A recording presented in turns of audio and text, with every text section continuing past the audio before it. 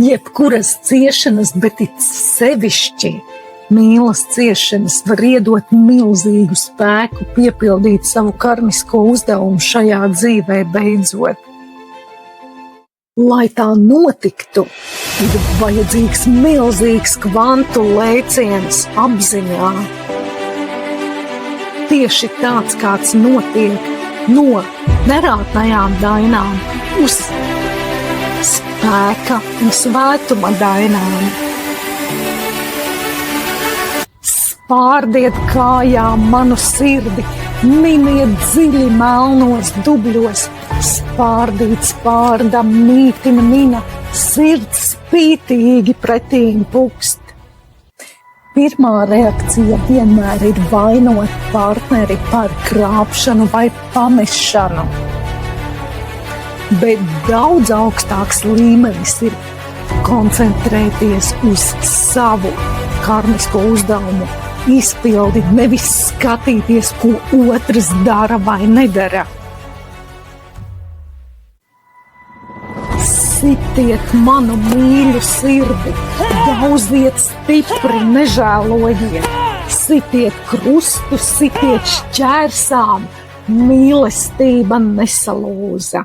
Kad būs iziets cauri jaunā līmeņa rakstiskajiem un konsultatīvajiem materiāliem, tu sapratīsi, ka sišana bija no iekšpuses. Tavi supertalanti un tavas superspējas no iekšienes tev klauvēja un lūdza, lai tu sāc tos lietot. Izmetieti miskastēji manu mīļu mīlestību, miskastēji nosviestāji, sirds kā zelta saule spīd. Tavs miskastes laiks būs tavs vērtīgākais laiks. Mīlestība ir kā uguns sistēmā, ievadot dzimšanas datus. Tu vari uzzināt visu patiesību par savu un savu sāpinātāju, uzdevumiem, talantiem, dzīves posmiem.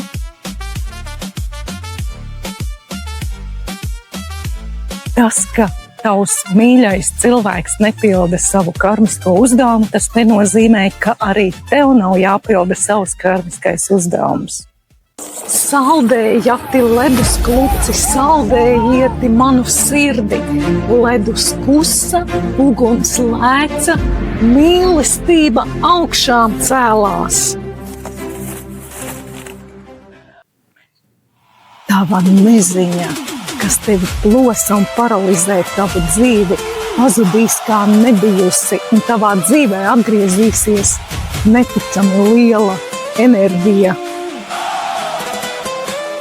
Jautāsi sev, kur es biju ātrāk, tava dvēsele pēc zināšanām un iedvesmas ir jau tik sen ilgojusies. Tavām mokām un ciešanām būs pienācis gals.